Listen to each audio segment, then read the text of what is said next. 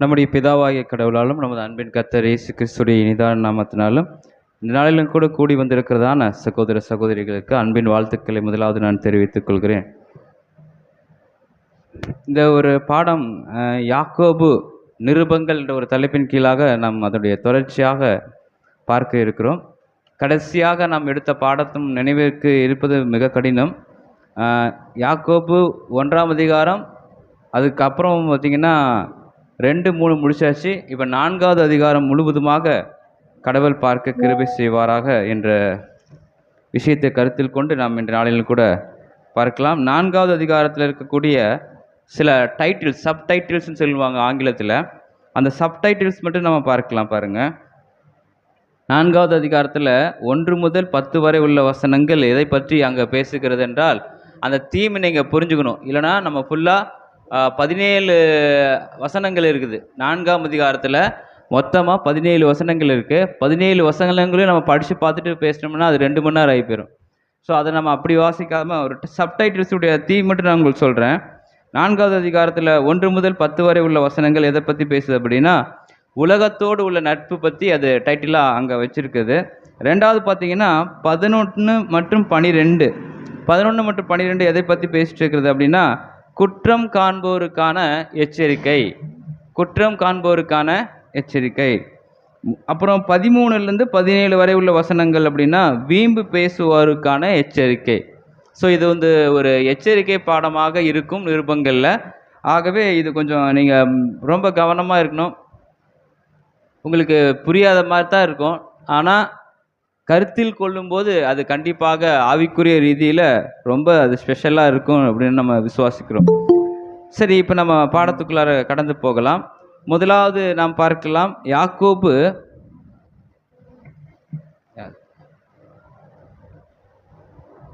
4ஆம் அதிகாரம் 1ஆம் வசனத்தில் நம்ம வாசிக்கலாம். நார்மல் பைபிளில் யாக்கோபு 4ஆம் அதிகாரம் 1ஆம் வசனம். உங்களுக்குள்ளே யுத்தங்களும் சண்டைகளும் எதினாலே வருகிறது? பொறுமையாக நம்ம கவனிக்கலாம். ஏன்னா இதை வந்து நான் மேக்ஸிமம் 1லேருந்து 10 வரைக்கும் நான் அப்போ வாசிக்க மாட்டேன். நீங்கள் வீட்டில் போய் பொறுமையாக வாசிச்சுட்டு நான் என்ன தீமட்டிக்காக சொல்கிறேனோ அதை நீங்கள் அங்கே சப்ஸ்டியூட் பண்ணி பார்க்கணும். அப்போ தான் உங்களுக்கு புரியும். உங்களுக்குள்ளே யுத்தங்களும் சண்டைகளும் எதினாலே வருகிறது? உங்கள் அவயவங்களில் போர் செய்கிற இச்சைகளினால் அல்லவா? உங்கள் அவயவங்களிலே போர் செய்கிற இச்சைகளினால் அல்லவா?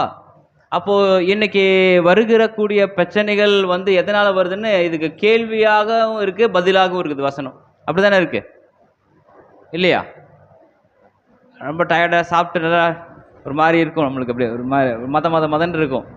அதனால் நம்ம என்ன பண்ணலாம், கொஞ்சம் ஆக்டிவாக இருக்கலாம், ட்ரை பண்ணலாம், முயற்சி பண்ணுவோம். உங்களுக்குள்ள யுத்தங்களும் சண்டைகளும் எதினாலே வருகிறது அப்படிங்கிறது ஒரு கேள்வி. அதுக்கு ஆன்சராகவே அவர் சொல்கிறாரு. அது ஆன்சரை ஒருவேளை இப்படி இருக்குமோ அப்படிங்கிற ஒரு கேள்வியிலே பதில் வச்சுருக்காரு. என்ன பதில்? கேள்வி உங்களுக்கு புரியுதுங்களா? கேள்வி, பிரச்சனை எதனால வருது? நீங்கள் பண்ணுற உங்கள் மாம்சத்தில் நடக்கிற போர். மாம்சத்தில் போர் இருக்கா? ஒரே அக்கப்போர். அக்கப்போரா? போர்னா என்னன்னு தெரியுமா? நான் தமிழ்லேயே சில நேரங்கள் விளக்கம் சொல்ல வேண்டியதாக இருக்குது. போர்னா சண்டை, சரிங்களா? ஒரு போர்னா அந்த காலத்தில் என்ன சொல்லுவாங்க அப்படின்னா ஒரு பெரிய போர்க்களம் இருக்கும். போர்க்களத்தில் 2 பேர் கத்தி வச்சுக்கிட்டு அப்படி பண்ணுவாங்க, சரிங்களா? அதுதான் போரும்பாங்க, சண்டை. சரி, அப்போ இதை நம்ம ஆர்சி பைபிளில் கொஞ்சம் பார்க்கலாம். பாருங்கள், ஆர்சி பைபிளில் கொஞ்சம் நம்ம நிதானிக்கலாம். ஆர்சி பைபிளில் டிஸ்பிளேல போடுவார் பிரதர். உங்களிடையே சண்டை சச்சரவுகள் ஏற்பட காரணம் என்ன? சண்டை சச்சரவுகள் ஏற்பட காரணம் என்ன? உங்களுக்குள்ளே போராடி கொண்டிருக்கும், உங்களுக்குள்ளே இன்பில்ட், உங்களுக்குள்ளே போராடி கொண்டிருக்கும் சிற்றின்ப நாட்டங்கள் அல்லவா? இப்ப 2க்கும் என்ன வித்தியாசம் இருக்கு? போன வசனம் நம்ம வாசிச்சோம், உங்கள் மாம்சத்தில் போர் செய்கிற இச்சைகளினால் அல்லவா. இங்க என்ன சொல்லுது? சிற்றின்ப நாட்டங்கள் ரெண்டுமே வேற வேற வசனமா? ரெண்டும் ஒரே வசனம் தான். இப்போ நம்ம பார்க்குறது என்ன விஷயம் அப்படின்னா, இப்போ நம்ம கொஞ்சம் ஸ்டடி பண்ண போகிறோம். ஒரு மனிதனை நான் என்ன பண்ணுறேன், அவனுடைய மனநிலையை நம்ம என்ன பண்ண போகிறோம், ஸ்டடி பண்ண போகிறோம். எப்படி ஸ்டடி பண்ண போகிறோம் அப்படின்னா, இப்போ பார்க்கலாம் பாருங்கள். இப்போ நமக்கு நல்லது செய்ய வேண்டும் என்ற விருப்பம் இருக்கா நம்மக்கிட்ட? இருக்கா இல்லையா? நீங்கள் தூங்கக்கூடாதுன்னு தான் கேள்வி கேட்குறேன். நல்லது செய்யணும்னு என்ன இருக்கா? தீமை செய்யணும்னு என்ன இருக்கா? ரெண்டுக்குமே தலையாட்டுறோம் நம்ம. நன்மை செய்கிற என்ன இருக்கு? ஆமாம் புது இருக்கு. தீமை செய்கிற என்ன இருக்கா? ஆமாம் புது இருக்கு. இருக்கு இருக்கு இருக்கு நான் தான் சொல்றேன். நான் என்னை சேர்த்து சொல்றேன். நன்மை செய்யணும் என்ன இருக்கு, தீமை செய்யறது என்ன இருக்கு. ஆனா நன்மை செய்யறது வெளிப்படையா தெரியும், தீமை செய்யறது வெளிப்படையா தெரியாது. அதனால எனக்கு தெரியுறது இல்லை. மற்றவங்களை நான் யாருன்னு என்ன பண்றது இல்லை, மற்றவங்களுக்கு தெரியுது இல்லை. ஏன்னா சில விஷயங்களை என்ன பண்ணிடுறேன், நான் நன்மை செய்யறது மட்டும் ஃபோக்கஸ் பண்ணிடுறேன், தீமை செய்யறது நான் வெளியில யார்ட்டையும் நான் சொல்றதே கிடையாது. ஏன்னா அது எனக்கும் என் மாம்சத்துக்கும் அது உடன்பட்டுதான் இருக்குது அப்படின்னு நம்ம பார்க்குறோம். இந்த நன்மை செய்யறதுன்னு என்ன, தீமை செய்யறதுன்னு என்ன, இது ரெண்டுக்கு நடுவில் என்ன போராட்டம் நடக்குது, எதனால போராட்டம் நடக்குது அப்படின்னு தான் யாக்கோபு என்ன பண்றாரு, அந்த அதிகாரங்கள் ஃபுல்லாகவே டீட்டெயிலாக எக்ஸ்பிளனேஷன் கொடுக்குறாரு. என்ன கொடுக்குறாரு அப்படின்னா, நீங்க ஒரு விஷயத்த அதிகமாக விரும்புறீங்க, அந்த அதிகமாக விரும்பின விஷயத்த அது எப்படியாவது நடத்திடணும்னு நினைக்கிறீங்க அப்படிங்கிறாரு. நான் சொல்றது புரியுங்களா? ஒரு எக்ஸாம்பிள், ஒரு வீட்டில் என்ன பண்ணுவாங்க, ஒரு டிவி வாங்கணும்னு நினச்சிக்கிறாங்கன்னு வச்சுக்கோங்க. ஒரு வீட்டில் அந்த டிவி வாங்குறத தவிர வேற எதுவுமே பேச மாட்டாங்க. டிவி வாங்கினா வாங்கி தான் ஆகணும், அதை தாண்டி வேற எதுவுமே பேசாதீங்க. அதுக்காக நான் என்ன வேணா பண்ணுவேன். இதே தீமை தான் பேசுறாரு. எதை பேசுறாரு? யாக்கோபு பேசுறாரு, நான் பேசல. என்ன பேசுறாரு அப்படின்னா, ஒரு விஷயத்த நம்ம மனசுல வச்சக்கூடிய அந்த இச்சைகளினுடைய நிறைவேற்றுவதற்காக நான் என்ன வேண்டுமென்றாலும் செய்வேன். புரியுது நான் சொல்றதுங்களா? நான் நினைச்சது நடக்கல அப்படின்னா நீங்க யாருமே கிடையாது. நான் நினைச்சது நடக்கல அப்புறம் நீங்க யாருமே கிடையாது அப்படிங்கிறார். என்னால் அது கொஞ்சம் ரொம்ப டிஃபிகல்ட்டாக இருக்குது. இந்த விஷயத்தை நான் ஹேண்டில் பண்ணுறது எப்படி, இது அப்படிலாம் ஒரு மனுஷன் இருப்பாங்களா அப்படின்னா இருக்கிறாங்க அப்படிங்கிற மாதிரி நம்ம வசனங்களை நம்ம வாசிக்கிறோம். சரி, நம்ம வசனம் வாசிக்கலாம் பாருங்க. அப்படி சிந்திக்க முடியுமா? நம்ம தீமை இல்லைன்னு நம்ம சொல்லிடலாம். அப்படி நம்ம சிந்திக்க முடியுமானா சிந்திக்க முடியுமா இல்லைன்னு நம்ம பார்க்கலாம். வசனங்கள் வாசிக்கலாம். ரோமர் 7ஆம் அதிகாரம் 23வது வசனத்தை நம்ம வாசிக்கலாம். ரோமர் 7ஆம் அதிகாரம் 23வது வசனம். ஆகிலும் என் மனதின் பிரமாணத்துக்கு ஆனபடியால் வாசிங்க நார்மல் தானே வசிக்கிறீங்க. ஆகிலும் என் மனதின் பிரமாணத்துக்கு விரோதமாய் போராடுகிற வேறொரு பிரமாணத்தை என் அவயவங்களில் இருக்க காண்கிறேன். இப்ப நம்ம டீட்டெயில் ஸ்டடிக்குள்ள வரோம். ஒரு பாடியை நம்ம என்ன பண்றோம், இன்பில்ட்டா உள்ள ஸ்ட்ரக்சரர் பண்ண போறோம்.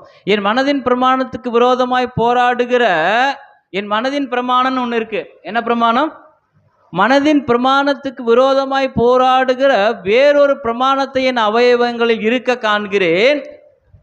அது என் அவயவங்களில் உண்டாயிருக்கிற பாவ பிரமாணத்துக்கு என்னை சிறையாக்கி கொள்ளுகிறது. என்ன பண்ணுது? இது தமிழ் தான், என்னமோ சொல்ல வராங்க, ஏதோ கவிதை நடையில, ஆனா எனக்கு புரியல அப்படிங்கிற மாதிரி தான் இந்த வசனம் இருக்கும். அப்படின்னா என்ன அர்த்தம்னா, என் மனதில் வேறொரு பிரமாணம் இருக்கு. ஒன்று மனதின் பிரமாணம் ஒன்று இருக்கு, இன்னொன்று மனதை கட்டுப்படுத்தக்கூடிய பிரமாணம் ஒன்று இருக்கு. புரியல தானே?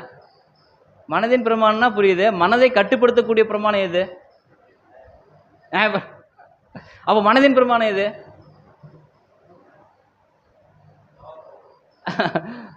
எது? ரெண்டுமே மாத்தி, ரெண்டு கரெக்டு தான். கிட்டத்தட்ட அவர் சொன்னது கரெக்டு தான். இப்போ பாருங்க, இது அப்படியே நம்ம ஆர்சியில் ஸ்கிப் ஆகுறோம். அப்படியே ஆர்சியில் ஸ்கிப் ஆகுங்க. இப்போ நீங்க படிச்சாவே புரிஞ்சிடும், நான் எக்ஸ்பிளேஷன் கொடுக்க தேவையில்லை. என் உறுப்புங்கிறது ஆக்சுவலா மாம்சம், நம்ம சரீரத்தை அங்கே உறுப்புகளில் போட்டிருக்காரு. என் உறுப்புகளில் வேறொரு சட்டத்தை காண்கிறேன். என் சட்டத்தில், என் உறுப்புல வேறொரு சட்டம் இருக்கு. அப்படின்னா ஏற்கனவே இன்பில்ட்டா ஒரு சட்டம் இருக்கு. நான் சொல்றது நல்லா ஒரு டீச்சர் மாதிரி தான் எக்ஸ்பிளைன் பண்றேன். தயவுசெய்து கொஞ்சம் அண்டர்ஸ்டாண்ட் பண்ணிக்க ட்ரை பண்ணுங்க. ஏன் ஆல்ரெடி என்ன இருக்கு, என்கிட்ட ஒரு சட்டம் இருக்கு. அது என்ன சட்டங்கிறத நீங்க கண்டுபிடிங்க. ஆனா அந்த சட்டம், அந்த வேறொரு சட்டத்தை பாருங்க, என் உறுப்புகளில் வேறொரு சட்டத்தை காண்கிறேன். அடுத்தது, என் மனம் ஏற்றுக்கொள்ளும் சட்டத்தை அது எதிர்த்து போராடுகிறது. அப்ப என்ன பண்ணுது? ஏற்கனவே என்கிட்ட ஒரு பிரமாணம் இருக்கு. பிரமாணம் என்பது தமிழ்ல அர்த்தம் சட்டம். பிரமாணம்ங்கிறது சட்டம். அந்த சட்டத்துக்கு இன்னொரு சட்டம் என்ன பண்ணுது? எதிர்த்து போராடுது. சும்மா இல்ல, சண்டை போடுது. நீ என்ன பண்ற, நான் என்ன பண்ற பாத்துக்கலாம் அப்படின்ட்டு. அப்ப என்னன்னா, ஏற்கனவே இருக்கக்கூடிய ஒரு சட்டத்தை இன்னொரு சட்டம் எதுக்குது நமக்குள்ளாரையே. அது நமக்கு தெரியுமானா தெரியாது. நாம் அப்படியே நார்மலாக உட்காந்துருப்போம். 2 சண்டை போட்டுருக்கோம். இவன் என்ன பண்ணலாம், இவன் என்ன சொல்கிறதும் புரிய மாட்டேது, ஒன்றும் புரிய மாட்டேன், ஒரு மனசு சொல்லிட்டு இருக்கோம். இல்லை இவர் பேசுறது தான் கரெக்டு. இந்த மாதிரி ஒரு கிளாஷ் வந்து ஒன்று போயிட்டுருக்கோம். இந்த கிளாஷ் எங்கே பார்க்கும்போது எதிர்த்து போராடுகிறது. வாசிங்க. என் உறுப்புகளில் இருக்கும் அந்த பாவ சட்டத்திற்கு, இந்த உறுப்புகளிங்கிறது மாம்சம் வச்சுக்கோங்க. என் உறுப்புகளில் இருக்கும் அந்த பாவ சட்டத்துக்கு என்ன சட்டம் போட்டாச்சு இப்போ? ரெண்டாவது சட்டம் என்ன சட்டம்? பாவ சட்டம். அந்த பாவ சட்டத்திற்கு என்ன பண்ணுது? அப்ப எது தோத்துருச்சு? கட்டுப்படுத்துகிறதுன்னு என்ன அர்த்தம்? கண்ட்ரோல் பண்ணிடுச்சு. ஏற்கனவே என்கிட்ட ஒரு சட்டம் இருக்கு. அந்த சட்டம் என்ன சட்டம் நம்ம பார்க்கலாம். ஆனா அந்த சட்டத்தை ஒரு சட்டம் என்ன பண்ணுது? கண்ட்ரோல் பண்ணிடுச்சு. கண்ட்ரோல் பண்ணிடுச்சுன்னு அர்த்தம் அது செய்யப்படாம இந்த சட்டம் என்ன பண்ணுது? மேற்கொள்ளுது அப்படிங்கிற ஒரு விஷயத்தை நம்ம புரிஞ்சுக்கிறோம். சரி, அப்போ நம்ம பார்க்கலாம். இப்போ என்ன பண்ணலாம்னா, நம்ம 2 விதமான பிரமாணங்கள் இருப்பதை நம்ம பார்க்குறோம். பிரமாணம்னா என்னன்னு சொல்றது புரியுதுங்களா? பிரமாணம்னா சட்டம். பிரமாணம்னா சட்டம். 2 விதமான சட்டங்கள் இருக்கு. ஒன்று மனதின் பிரமாணம். மனதின் பிரமாணம் அதுதான் நல் மனசாட்சி. உங்க மனசாட்சியே இல்லையாப்பா அப்படின்னு சொல்றாங்களா, அந்த பிரமாணம். இந்த மனசாட்சியின் பிரமாணம் என்ன அப்படின்னா, ஏற்கனவே கடவுள் நம்ம கொடுத்துட்டு தானே நியாய பிரமாணம். அது இன்பில்ட்டா இருக்கும். இது நியாயம், இது நியாயம் இல்லை. நமக்குலாம் என்ன இருக்கும்? நியாயப்பிரமாண சட்டம் வந்ததுனால அது போய் ஸ்டோர் ஆகிருக்குமா இல்லைங்களா? இதெல்லாம் இருக்குது, இதெல்லாம் தாண்டக்கூடாது அப்படின்னு. ஒருத்தர் கோடு கிழிச்சு இது தாண்டக்கூடாதுன்னா தாண்ட மாட்டோம் இல்லைங்களா? அந்த மாதிரி ஒரு சட்டத்திட்டங்கள் நமக்குள்ள இருக்கு. அது மனதின் பிரமாணம், அது நியாயப்பிரமாணம் எடுத்துக்கலாம். 2வது மாம்ச பிரமாணம். மாம்ச பிரமாணம்னு என்ன அர்த்தம்? அது பாவ பிரமாணம். 2 விதமான பிரமாணங்கள் இருக்கு. சரி, நியாயப்பிரமாணத்தை பற்றி உங்களுக்கு ஏற்கனவே போன கிளாஸில் நான் எடுத்திருக்கேன். நியாயப்பிரமாணம் எப்படின்னா எதை செய்யும்? நியாயப்பிரமாணம் அகநானூறு எத்தனை? அகநானூறு எத்தனை பாடல்கள் கொண்டது அப்படின்னு கேள்வி கேட்டால் நீங்கள் எனக்கு திரு முடிக்கலாம். என்னையா இதெல்லாம் பைபிள் இல்லைன்னு சொல்லலாம். அந்த மாதிரியே கேட்டேன் நான். எங்கள் டீச்சர் தான் கேட்டாங்க, அகநானூறுனா அதுலேயே 400 இருக்குது, சொல்ல வேண்டியது தானே, அக 400. அந்த மாதிரி நான் கேட்குறது என்னென்னா, நியாயப்பிரமாணம் என்ன? அதுலேயே இருக்குது நீங்கள் சொல்லியிருக்கணும். அதுதான் நியாய பிரமாணம். நியாயம் அதுலேயே இருக்கு. நியாயத்தினுடைய சட்டத்தை செய்வதுக்கு பேர் என்ன பேர்? நியாய பிரமாணம். நியாயமாக இருக்கும். அதை நம்ம செஞ்சால் அது நியாயப்பிரமாணம். நியாயப்பிரமாணத்தில் இருக்கிறது எல்லாமே தவறு இல்லை. அதை நம்ம தப்பாக புரிஞ்சுக்கிறோம். நியாயப்பிரமாணத்தை நிறைவேற்ற முடியல, அதை ரிஜெக்ட் பண்ணுறதான் நம்ம ட்ரை பண்ணுறோமே தவிர, நியாயப்பிரமாணத்துடைய மெயின் டாபிக் என்ன? நியாயம் செய்தல். நியாயத்தை செஞ்சுட்டா அதுக்கு பேர் நியாய பிரமாணம். சரிங்களா? அப்போ அந்த நியாயப்பிரமாணத்துடைய விஷயங்களில் பார்க்கும்போது, பழைய ஏற்பாட்டில் நியாயப்பிரமாணத்தை கொடுத்தாங்க, எல்லாராலையும் நிறைவேற்ற முடியல. அது நிறைவேற்றினவர் யாரு? கர்த்தர் இயேசு கிறிஸ்து. நியாயப்பிரமாணத்தை நிறைவேற்ற இயேசு. சரி, நியாயப்பிரமாணத்தோடு வரும்போது அது என்னவா பிரமாணமாக மாறிடுச்சு? நியாயப்பிரமாணத்தை இயேசு கிறிஸ்து நிறைவேற்றினால அதோடைய பிரமாணம் என்னவா மாறிடுச்சு? கிறிஸ்துவின் பிரமாணமாக மாறிடுச்சு. அதான் அன்பின் பிரமாணம், கிறிஸ்துவின் பிரமாணமாக மாறிடுச்சு. அப்போ நியாயப்பிரமாணம் வந்தது நிறைவேற்ற முடியாதனால அந்த நியாயப்பிரமாணம் என்னவா மாறிடுச்சு? கிறிஸ்துவின் பிரமாணமாகிய அன்பின் பிரமாணமாக மாறிடுச்சு. அப்போ நியாயப்பிரமாணம் செய்யும்போது, நியாயம்னா நீதி செய்தல் அர்த்தம். நியாயம் என்ன அர்த்தம்? ஏன்னா கண்ணுக்கு கல், பல்லுக்கு பல், புரியுதுங்களா? அப்போ எது தப்பு செஞ்சாங்களோ அதுக்கு அப்படி ஈக்குவலாக செய்யறது. அப்போ அந்த ஒரு தண்டனைக்கு பதிலாக நீங்கள் செய்யறது நியாயம் தான், கரெக்டாக தான், இல்லைங்கள. ஆனால் கிறிஸ்துவின் பிரமாணம் வந்துச்சு, என்னவா மாற்றிச்சு? அது அப்படியே நீங்கள் கொஞ்சம் டெப்த்தாக இப்போ பார்க்கும்போது, நியாயப்பிரமாணம் செய்வதற்கு முன்பாக என்ன முந்திக்கணும்? இரக்கம். அதுதான் கிறிஸ்துவின் பிரமாணம். நியாயப்பிரமாணம் செய்யலைங்க, உங்களில் பாவம் செய்யாதவன் எவனோ இவன் கல்லுகளை எடுத்து ஏறிக்கிட்டோம். அப்போ என்ன ஆயிடுச்சு? அங்கே நானும் தப்பு பண்ணுறேன், அதனால் இந்த சட்டத்திட்டம் என்ன ஆகுது? எனக்கும் கூட வருது அப்படிங்கிறத டீட்டெயில்ஸ் சரியே நம்ம இன்னைக்கு பார்க்கலாம். இது அது பாருங்க, என் மாம்சத்தில் இருக்கும் அந்த வசனத்தில் பார்த்தீங்கன்னா, என் மாம்சத்தில் இருக்கும் பாவ சட்டத்துக்கு என்ன பண்ணுது? சிறையாக்கி கொள்ளுகிறது அப்படிங்கிறது பார்க்குறோம். சரி, நம்ம பார்க்கலாம் கொஞ்சம். 1 பேதுரு 2ஆம் அதிகாரம் 1 பேதுரு 2:11 நாம் வாசிக்கலாம். என்ன ப்ராப்ளம் நம்மகிட்ட இருக்குது அப்படிங்கிறத கொஞ்சம் அண்டர்ஸ்டாண்ட் பண்ணிக்க ட்ரை பண்ணலாம். பிரியமானவர்களே, அந்நியர்களும் 11 வாசிங்க. பிரியமானவர்களே, அந்நியர்களும் பரதேசிகளுமாய் இருக்கிற நீங்கள் ஆத்மாவுக்கு விரோதமாய் போர் செய்கிற மாம்ச இச்சைகளை விட்டு விலகி. இப்போ என்ன ப்ராப்ளம் நடக்குது? மாம்ச இச்சைகள் தான் நம்ம என்ன பண்ணுதுங்க? போர் செய்யுது. நம்மக்கிட்ட என்ன, அது பாவப்பிரமாணம் ஏற்கனவே இருக்கிற நியாயப்பிரமாணத்துக்கு விரோதமாக என்ன நடக்குது? பாவப்பிரமாணங்கள் மேற்கொண்டு நம்மளை என்ன பண்ணுது? அங்கே போர் செய்யுது. அதை என்ன பண்ணுங்க? விட்டு விலகுக அப்படின்னு சொல்றார். அப்போ நமக்கு இந்த போராடுதல், மாம்சத்தில் கலக்கக்கூடிய பாவங்களை போராடுதல் அவசியமாக காணப்படுகிறது என்பதை நாம் அங்கே புரிந்து கொள்கிறோம். இது என்ன பிரச்சனை நடக்குது அப்படின்னா, இன்னைக்கு அநேகர் தவறுறது. சபையில் இருக்கக்கூடிய அங்கங்கள் என்ன பிரதர், இவர் சபைன்னு இருக்கிறாரு, சபைங்கிற பேர் வச்சுக்கிறாரு, எல்லாமே கரெக்டாக இருக்குது பிரதர், ஆனால் சபையின் மாதிரி நடந்துக்கவே மாட்டேங்கிறாரு பிரதர். போன வாரம் கூட ஒரு அம்மா எங்கள் ஸ்கூலில் வேலை செய்கிற ஒரு அம்மா, நீங்கள் யாருன்னு கேட்டாங்க. நான் கிறிஸ்டியன்னு. கிறிஸ்டியன்லாம் ரொம்ப மோசமாச்சு அப்படின்னாங்க.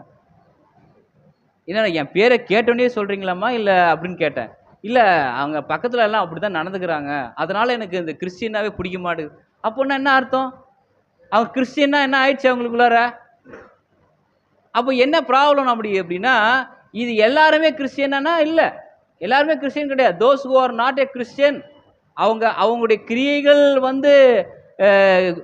அடிப்படையிலேயே அவங்க கிறிஸ்தவர்களா இல்லையா நம்ம என்ன பண்ணிக்கலாம்? டிசைட் பண்ணிக்கலாம். சரி, நம்ம பார்க்கலாம் எப்படி டிசைட் பண்ணுறது அப்படின்னா, நான் கிறிஸ்டியனா இல்லையானுங்கிறதுக்கு நான் என்ன பண்ணணும்? மாம்ச இச்சைகளை விட்டு விலகினாதான் நான் கிறிஸ்டியனா என்ன ஆகிட்டு இருக்கிறேன்? போராடிட்டு இருக்கிறேன். இல்லைன்னா நான் என்ன ஆகலை. எல்லாருமே அமைதியாக இருக்கிறத பார்த்தா ஒன்று நான் நடத்துனது புரியாமல் இருக்கணும், இல்லை நீங்கள் என்ன பண்ணுறதுன்னு தெரியாமல் இருக்குன்னு நினைக்கிறேன். சரி, வாசிக்கலாம். கலாத்தியர் 5:17. கலாத்தியர் 5:17.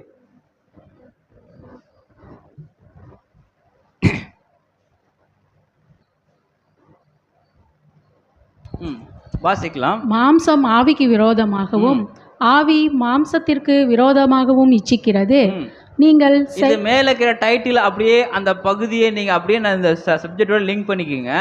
கீழே அப்படியே பாருங்க, கீழே பாருங்க என்ன பண்ணுது. வாசிங்க. நீங்கள் செய்ய வேண்டுமென்றிருக்கிறவைகளை செய்யாதபடிக்கு இவைகள் ஒன்றுக்கொன்று விரோதமாய் இருக்கிறது. அப்ப நான் எதை செய்யணும்னு நினைக்கிறேன்? எதை செய்யணும்னு நீங்க நினைப்பீங்க? எதை செய்யணும்னு நினைப்பீங்க? நல்லதுதான் செய்யணும்னு நினைப்பீங்க. அதை செய்ய விடுமா? அது பாருங்க, நீங்கள் செய்ய வேண்டும் இருக்கிறவைகளை செய்யாதபடிக்கு இவைகள் ஒன்றுக்கொன்று விரோதமாக இருக்குது அப்படின்னு சொல்லி பார்க்குறோம். அப்போ என்னன்னா, இதுக்கெல்லாம் காரணம் நம்ம அதிகமாக இச்சிக்கிற இச்சைகளினால் அல்லவா? நம்ம எதை இச்சிக்கிறோமோ அதை செய்யறதுக்கு தான் முயற்சி பண்ணுறோம் அப்படிங்கிறது தான் அதனுடைய விஷயங்கள் பார்க்குறோம். சரி, இப்போ இது இந்த கேட்டகரியில் வரும்போது செய்யாதபடி இவைகள் ஒன்றுக்கொன்று விரோதமாக இருக்கிறது, நீங்கள் செய்ய வேண்டும் என்று இருக்கிறவைகளை செய்யாதபடிக்கு அப்படிங்கிறத நாம் பார்க்குறோம். இப்போ நான் ஒரு விஷயத்தை எடுத்துக்கிறேன். இப்போ என் மனதில் 2 பிரமாணங்கள் இருக்குது, ரைட்டுங்களா? ஒன்று மனதின் பிரமாணம், இன்னொன்று பாவ பிரமாணம். நான் ஒரு டெசிஷன் எடுக்கிறேன். அந்த டெசிஷன் எப்படிப்பட்ட டெசிஷன் நம்ம பார்க்கும்போது ஒரு முடிவு எடுக்கிறேன். நான் சொன்னது தான் சரி நீங்கள் சொன்னீங்கன்னா நீங்கள் யார்? நான் சொன்னது தான் சரி.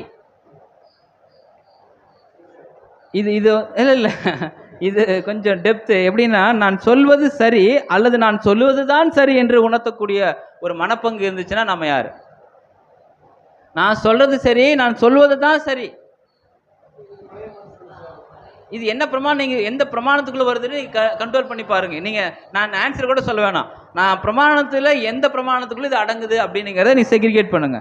அப்புறம் நான் ஒரு விஷயத்தை நினைக்கிறேன், அது நிகழாவிட்டால், நான் இந்த ஒரு சர்ச்சிலே ஒரு வேலை சொல்கிறேன்னு வச்சுங்க, அது நிகழலாம் என்ன நடக்கணும் அப்படின்னா, இந்த மாதிரி கேரக்டருக்குள்ளார வந்துச்சு எந்த பிரமாணத்துக்குள்ளே போகுதுன்னு பார்க்கலாம்.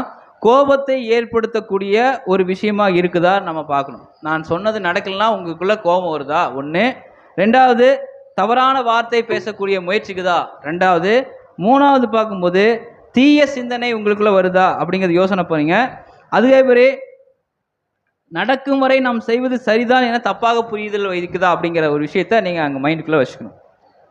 இப்போ நம்ம பார்க்கும்போது இதெல்லாம் பாவ பிரமாணத்துக்குள்ளே இருந்துச்சு அப்படின்னா நாம் சொல்கிற விஷயம் எக்லிஷியாவிலையோ அல்லது குடும்பத்துலேயோ எங்கேயா இருந்தாலும் சரி அது நடக்கலைன்னா நீங்கள் உங்களை பாவ பிரமாணத்துக்கு வளைந்து கொடுத்து நீங்கள் கைதி ஆயிட்டீங்கன்னு அர்த்தம். நீங்கள் என்ன ஆயிட்டீங்க? கைதி ஆயிட்டீங்கன்னு அர்த்தம். சரி, இது கொஞ்சம் பார்க்கலாம். ஒரு பிக்சர் ஒன்று போட சொல்கிறேன் பிரதரை. அந்த பிக்சர் போடுங்க வாட்ஸ்அப்பில். ஏன்னா நீங்கள் எல்லாமே சப்ஜெக்டாக எடுத்தால் தூங்கிடுவீங்க. அதனால் ஒரு படம் போட்டு பாட்டெல்லாம் போடுறது. இது கொஞ்சம் நான் வரைஞ்சது தப்பாக எது நினச்சிக்காதீங்க. போர்டில் வரைய முடிய டைம் இருக்காது. சென்டரில் இருக்கிறது ஒரு மனிதனுடைய உருவம், சரிங்களா? அந்த மனிதனுக்கு இருக்கக்கூடிய பிரச்சனைகள் வந்து மனிதனை சுற்றி ஒரு ரவுண்ட் போட்டிருக்கேன். இந்த மனிதனை சுற்றி என்னென்ன பிரச்சனை இருக்குது அப்படின்னா, என்னென்ன பிரச்சனை இருக்குதுன்னு ஒரு வசனம் இருக்குது. இந்த வசனம் உங்களுக்கு தெரியும் நினைக்கிறேன். துரைத்தனம், அதிகாரம், அந்தகார லோகாதிபதிகள், வானமண்டலங்களின் பொல்லாத ஆவிகளின் சேனைகளோட போராட்டம். இது ஒரு மனிதனை சுற்றி வெளியில் இருக்கக்கூடிய பிரச்சனை. இன்னொரு பிரச்சனையும் இருக்குது. என்ன பிரச்சனை? மனிதனுக்கு இன்னொரு பிரச்சனை என்ன? மாம்சத்தோடும் ரத்தத்தோடும் அல்ல. இது ரெண்டு பேரும் மாம்சத்தோடு ரத்தத்தோடு இருக்கிறவங்க யாரு? மனிதர்கள். மாம்சத்தோடு ரத்தத்தோடு மனிதர்கள். அப்போ மனிதர்களோடய என்ன இருக்குது? அப்போ யாரு அது? அந்த மனிதனை ஒட்டி இருக்கிற எல்லாமே. அந்த மனிதனுக்குரிய ரவுண்டு போட்டிருக்கோம் பார்த்தீங்களா? அந்த ரவுண்டு போட்டிருக்கிற எல்லாமே இவனுங்களோடையும் பிரச்சனை, மேலேயும் பிரச்சனை. எங்கே தான் ஒரு மனிதன் ஓடுறது? சரி, இதெல்லாம் ஓகே. நான் மனிதனை விட்டுட்டு வெளியில் போட்டிருக்கேன். மனிதர்கள்ங்கிறது சக மனிதர்கள், சபையாக இருக்கலாம், யார் வேணா இருக்கலாம். அது கண்ணுக்கு தெரியாத பாகமாக இருக்கலாம், அது எது வேணா இருக்கலாம். இதெல்லாம் பிரச்சனை, ஒரு மனிதனுக்கு இருக்கக்கூடிய பிரச்சனைகள். அதெல்லாம் ஓகே முதல். ஆனால் இப்போ மனசுக்குள்ளாரே ஒரு பிரச்சனைனா இது எங்கே வருது? இது ரெண்டையும் அப்பார்ட் இதுக்குள்ளார இல்லாமல் மனசுக்குள்ளே இருக்கக்கூடிய பிரச்சனை, அதுதாங்க நமக்கு பெரிய பிரச்சனையாகவே இருக்குது. அது என்ன பிரச்சனை அப்படின்னா, அது நமக்குள்ளார இருக்கிற அந்த பாவ பிரமாணமானது நம்ம என்ன பண்ணுவோம், உலகத்தோடு இசைந்து வாழக்கூடிய ஒரு பிரதிபலிப்பை அது ஏற்படுத்துது. இந்த பாவ பிரமாணம் என்ன பண்ணுதுன்னா, வெளியில் இருக்கிற மனிதர்கள், ஆகாயத்து பிரபுகள் எல்லாத்துட்டையும் பிரச்சனை இருக்குது, நம்மளுக்கு தெரியும். அதுக்கெல்லாம் போராடிட்டு தான் இருக்கிறோம். ஆனால் நமக்குள்ளார இருக்கிற பாவ பிரமாணம் இது என்ன பண்ணுதுன்னா, மறைமுகமாக நம்மை கைதியாக்குகிறது. அது வெளியில் தெரியாது. நம்ம எப்போ அரெஸ்ட் ஆனோன்னே நம்மளுக்கு தெரியாது. ஆனால் நம்ம என்ன ஆகிட்டு இருப்போம்? நான் வந்து அம்பு விட்டுட்டு இருக்கிறாங்க, நல்லா தடுத்துட்டு இருக்கிறேன், கத்தி வெட்டுறாங்க, நான் அப்படியே பயங்கரம் நிற்கிறேன். அப்போ மாம்சனுடைய வெளியான போராட்டம் வந்து எல்லாருக்கும் தெரிகிற மாதிரி இருக்கலாம். ஒரு வேலை மேபி பாவம் ரொம்ப கஷ்டப்படுறாருங்க. ஆனால் உள்ளர அவர் கைதியாகி பல வருஷம் ஆச்சுங்க. இது யாருக்காச்சும் தெரியுமா? நான் சொல்கிற பாடம் உங்களுக்கு சத்தியமாக புரியல தெரியல. ஆனால் பயங்கரமான பாயிண்ட்டு. ஆனால் இது கைதானது தெரியலன்னா அப்படின்னா நம்ம என்றைக்கோ சிறைச்சாலையில் இருக்கிறோன்னு அர்த்தம். சும்மா கை தட்டிட்டு பாட்டு பாடிட்டு அல்லது சும்மா நம்ம என்ன பண்ணுற சபைக்கு வந்துட்டு சும்மா சபைக்கு வச்சு போயிட்டு இருக்கிறோன்னு அர்த்தம். Dead condition. ஆனால் உள்ளார என்ன ஆயிருப்போம்? சிறையாக்கி கொண்டிருப்போம். ஆனால் இது நம்ம ஒன்றை நினைத்து கொண்டு பார்க்கும்போது இது வெற்றி பெற முயற்சிக்கிறதுக்கு நம்ம என்ன பண்ணோம் அப்படின்னா ரொம்ப போராட வேண்டியது அவசியமாக இருக்குது. இது இயல்பாக விஷயங்கள் இல்லை. கொஞ்சம் பாருங்க, இது எப்போ நடக்கும் அப்படின்னா, தேவனோடு உள்ள உறவு எப்பொழுது முறிக்கப்படுகிறதோ, தேவனோடு உள்ள உறவு முறிக்கப்படும் போது தான் நீங்கள் சிறையாக்கப்படுவீங்க. நான் சொல்கிறது உங்களுக்கு புரியுதுங்களா? அந்த ரவுண்ட் பர்சனுக்குள்ளார இருக்கிற இருதயத்தில் எப்போ கடவுள் இல்லையோ, கடவுள் இல்லாத பட்சத்தில் தான் இன்னொருத்தர் வந்து நம்ம சிறைப்பிடிக்க முடியும். வேற யாராவது நம்ம அலோவ் பண்ண மாட்டோம். ஆனால் கடவுள் அங்கே இல்லைன்னா யார் வந்துடுவாங்க? உங்களுக்கு தெரியும், எல்லா எக்ஸ்பிளனேஷன் தெரியும். அப்போ கடவுள் எப்போ ஒதுக்கி வைக்கும்போது நாம் சிறையாக்கப்பட்டு விடுவோம் என்பதை நம்ம புரிந்து கொள்ளணும். எப்போ நம்ம பார்க்கலாம், அப்போ நம்ம போய் நீண்ட முழங்கால் போட்டு நீண்ட மணி நேரம் உட்காந்து ஜெபம் பண்ணால் கடவுள் என் ஜெபத்தை கேட்பாரானா? கேட்பாரா? ஏன்? நீங்கள் சிறையாக்கி எங்கே போயிட்டீங்க? நீங்கள் பாபிலோனுக்கு போய் பல வருஷம் ஆச்சு, சரிங்களா? நானே சிறையாக்கப்பட்டு ஐயோ அம்மான்னு கத்துனா, ஐயோ என் ஜபத்தை கேட்க மாட்டாருங்க, நான் சபைக்கெல்லாம் போகிறேன், என் ஜபத்தை மட்டும் கேட்க மாட்டாருன்னு எப்படி கேட்பாரு? நீங்கள் தான் ரொம்ப நாள் ஆச்சு. அப்போ தேவனோடு உள்ள உறவு அங்கே துண்டிக்கப்பட்டு விட்டது என்று நம்ம பார்க்கணும். யோபு 27 அதிகாரம் 9 நம்ம பார்க்கலாம். யோபு 27:9. ஆபத்து அவன் மேல் வரும்போது ஆபத்து அவன் மேல் வரும்போது தேவன் அவன் கூப்பிடுதலை கேட்பாரோ? தேவன் அவன் கூப்பிடுதலை கேட்பாரோ? அப்போ எப்போ ஆபத்து வரும்? பாபிலோன்னா என்ன சொல்கிறோம்? உலகம். உலகத்தோடு நம்ம ஒத்திசைவோடு வாழ்ந்துருக்கும் போது கடவுளோடு உள்ள தொடர்பு என்ன ஆயிடுது? கட்டாயிருது. அப்போ ஐயோ அம்மான்னு கத்தனை அந்த கூப்பிடுதல் கேட்பாரா? அவர் எப்பயுமே பாசமான பிள்ளைங்களுக்கும் பாசம் இல்லாத பிள்ளைங்களுக்கும் அவர் வித்தியாசம் காமிக்க மாட்டாரா? அப்போ இயற்கை தானே எல்லாமே நம்ம பிள்ளைங்களுக்கு. நாம் அப்படி தானே பண்ணுறோம். அப்போது தேவனுடைய விஷயங்களில் பார்க்கும்போது அவர் அன்புள்ளவராகவே இருக்கிறார் நம்ம பார்க்குறோம். இன்னும் கூட பார்க்கும்போது கலாத்தியர் 1:10 பிற்பகுதியை நம்ம வாசிக்கலாம். கலாத்தியர் 1:10.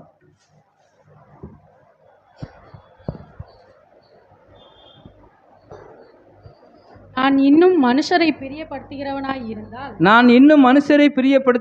இருந்தால் நான் கிறிஸ்துவின் ஊழியக்காரன் அல்லவே.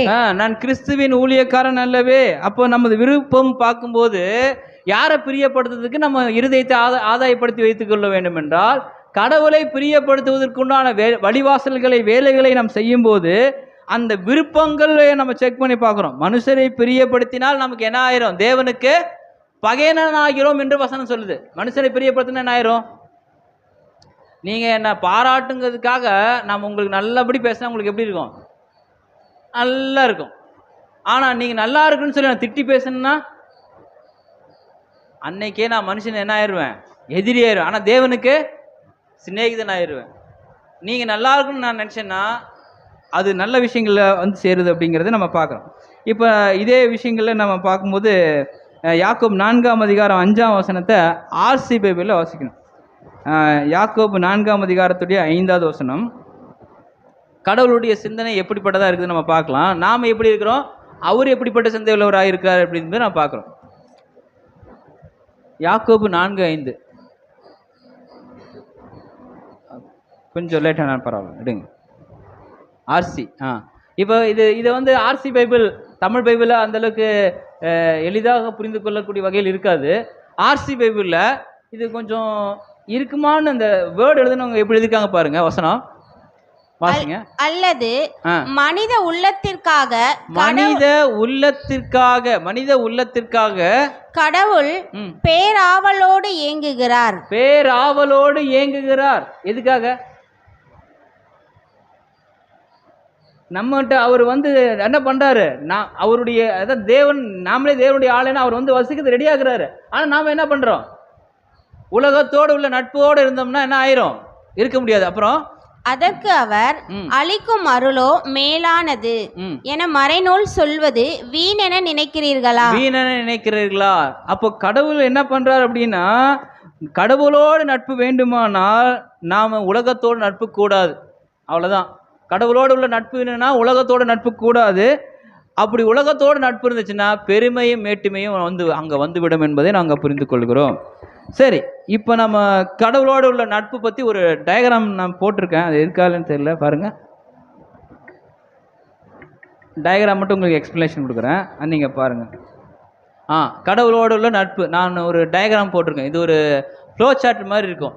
இப்போ கடவுளோட நட்பு வேணும்னா நம்ம பண்ணது எல்லாமே சரியாக இருந்தால் தானே கடவுளோட நட்பு இருக்க முடியும். நான் சொல்கிறது கவனிங்க. இப்போ கடவுளுக்கும் எனக்கும் நட்பு வேணும்னா எனக்கும் கடவுளுக்கு என்ன இருக்கும்? என்ன இருக்கணும்? ரிலேஷன்ஷிப் எப்படி இருக்கணும்? நான் நல்லது பண்ணணும். ஏன்னா பரிசுத்தமானதை இருந்தால் தான் நம்ம என்ன பண்ணுறோம்? பரிசுத்தமானவங்களோடு தான் கடவுள் என்ன பண்ணுவார்? தொடர்பு கொள்வார். அப்போ நான் பரிசுத்தமானவனாக இருக்கணும்னா தவறு பண்ணுறது இல்லையா? தவறு பண்ணுறோமா? தவறு பண்ணுறது இல்லையா? நம்ம எல்லாம் சபையாரெல்லாம் தவறே பண்ணுறது இல்லையா? தவறு பண்ணுறோம். அப்போ தவறு பண்ணால் என்ன பண்ணுறாரு? குமாரனே கொடுத்துட்டு அவர் ரத்தத்தினால நம்ம கல்வி சுத்திகரிச்சிட்டாரா? இப்போ அவர் அளிக்கும் கிருபை எப்படிப்பட்டது? எவ்வளோ காசு கொடுத்தா பொருந்தும்? இப்போ நான் சபைக்கு இங்கே நிற்கின்னு பேசுகிறேன், நீங்கள் கேட்குறீங்க, இதுக்கு எவ்வளோ பெரிய கிருபை வேணும்?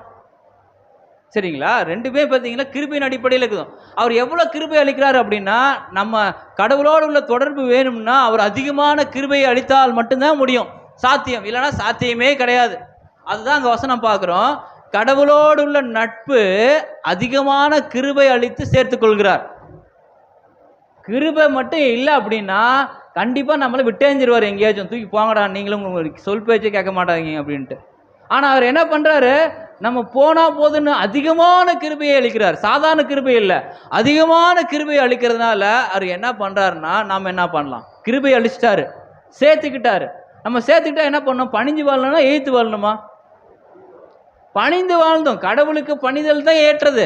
ஆனால் பணிந்து வாழணும் இன்னொருத்தருக்கு எதுக்கணும்.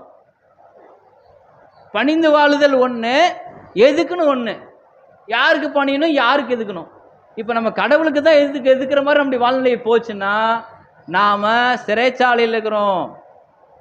இல்லை, பணிந்து வாழுதலுடைய விஷயங்களில் பார்க்கும்போது கடவுள் என்ன பண்ணிடுவார், அவங்களோட பணிந்து வாழ்ந்தால் கடவுளோடு. ஏன்னா தாழ்மையுள்ளவர்களுக்கு அவர் என்ன பண்ணுறாரு, கிருபை அளிக்கிறார். தாழ்மையுள்ளவர்களுக்கு தான் கிருபை அளிக்கிறார். அப்போ நீங்கள் தாழ்மையுள்ளவர்களாக இருக்கும்போது சாத்தான் உங்களை விட்டு என்ன பண்ணிடுவார். நான் சொல்றது இந்த ஃப்ளோ சார்ட் உங்களுக்கு புரியுதுங்களா? இந்த ஃப்ளோ சார்ட் ஆவிக்குரிய ஃப்ளோ சார்ட். இந்த சாத்தான் உங்களை விட்டு ஓடி போவான். இது எங்க வசனம் வாசிக்கிறேன்னா, இது மத்தேயு 4ஆம் அதிகாரம் 10ஆம் வசனத்தை நீங்க வாசிச்சு பாருங்க. கடவுளோடு அவர் பணிந்தாரா அப்படிங்கிற ஒரு விஷயத்துக்குள்ளார அது வரும். இயேசு கிறிஸ்து ஒரு எக்ஸாம்பிளா வைக்கிறவங்க. 4:10. அப்பொழுது இயேசு, அப்பாலே போ சாத்தானே, உன் தேவனாகிய கர்த்தரை பணிந்து கொண்டு அவர் ஒருவருக்கே ஆராதனை செய்வாயாக. பணிதல் என்பது கீழ்ப்படிதல். கடவுளுக்கு கீழ்ப்படிந்ததுனால அவரால் என்ன பண்ண முடிஞ்சிச்சு, என்ன பண்ண முடிஞ்சிச்சு, சாத்தானுக்கு எதிர்த்து நிற்க முடிஞ்சிச்சு. இல்லைன்னா நம்ம என்ன பண்ணோம், சாரி தெரியாம பண்ணிட்டோம். எதுக்கு, பாவத்துக்கு. யாருக்கு சொல்லிட்டு போடணும், கொஞ்ச நேரம் கொஞ்சம் பாவம் செஞ்சுக்கிறேன், நீங்கள் போய் கடவுள்கிட்ட சொல்லிடாதீங்க. பாவத்துக்கு கீழ்ப்படிஞ்சா சாத்தானை ஏற்றி நிற்க முடியுமா? நான் சொல்கிறது உங்களுக்கு புரியுதுங்களா? பாவத்துக்கு நம்ம எப்போ கீழ்ப்படியுமோ சாத்தானை ஏற்றி நிற்க முடியாது. ஆனால் கடவுளுக்கு பணிந்தால் யாருக்கு ஏற்றி நிற்கலாம்? அதை தான் இயேசு கிறிஸ்து பண்ணியிருக்கிறாரு. என்ன பண்ணியிருக்காருன்னா, மத்தேயு 4:10 எதிர்த்து நிற்கும் போது அவர் என்ன பண்ணுறாங்க, மத்தேயு 4:10-11 வாசிங்க. அப்பொழுது பிசாசானவன் அவரை விட்டு விலகி போனான். பிசாசான் என்ன ஆயிட்டாரு, பணிந்ததுனால இயேசு கிறிஸ்து பண்ணி விலகி போயிட்டாரு. அதுக்காக அவர் என்ன பண்றாங்க, பணிவிடை வேலைகள் கூட அவங்க தூதர்கள் வந்து அவங்களுக்கு செய்யறாங்க. அப்ப தூதர்கள் நம்மளுக்கு சப்போர்ட் பண்ணணும்னா யாரோட கூட இருக்கணும், கடவுளோடு கூட இணைந்திருக்கு. உலகத்தோடு நட்பு இருக்கக்கூடாது. எபேசியர் 4:26 என்ன பண்ணணும், பிசாசு வசனம் வாசிக்கணும். பிசாசுக்கு என்ன பண்ணணும், நம்ம எதிர்த்து ஒன்று பணிந்து வாழுங்க, இல்லைன்னா எதிர்த்து நில்லுங்க. இல்லை பணிந்து வாழ்ந்தால் தான் நீங்கள் என்ன பண்ண முடியும், ஏற்று நிற்க முடியும் சாத்தானுக்கு. அப்படிங்கிறத இந்த ஒரு டயக்ராம் வழியாக நம்ம அங்கே புரிந்து கொள்கிறோம். அதை தான் யாக்கோபு நிருபத்தில் அங்கே சொல்கிறார். இப்போ நம்ம ஒன்று பண்ணலாம். இப்போ அழகையா கடவுளா, 2 சூஸ் உங்களுக்கு வைக்கிறேன். கடவுள் உங்களுக்கு வேணும் அப்படின்னா நீங்கள் என்ன பண்ணணும்னா, உங்கள் கைகளை சுத்தமாக்குங்கள்னு வசனம் சொல்லுது.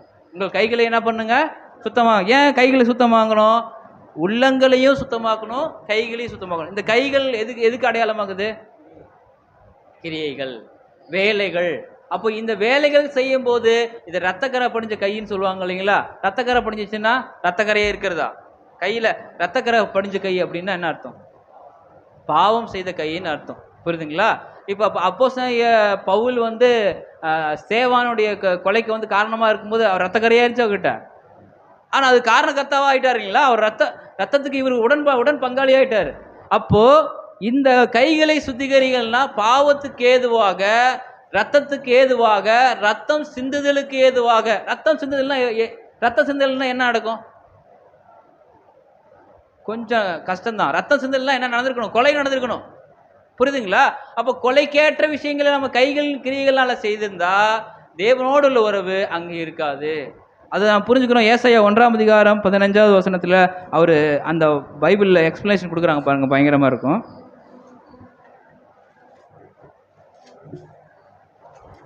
ஏசாயா 1ஆம் அதிகாரம் 15வது வசனத்தை நம் நிதானமாக வாசிக்கலாம்.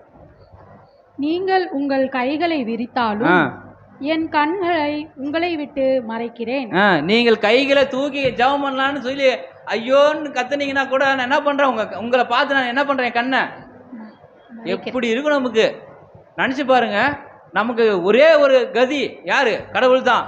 அவரே கண்களை மூடிட்டாருன்னா நமக்கு யார்கிட்ட போறது, யார்கிட்டையுமே போக முடியாது. அவ்வளவுதான், முடிஞ்சிச்சு நம்மளுடைய நிலைமை அப்படிங்கிறது அர்த்தம்.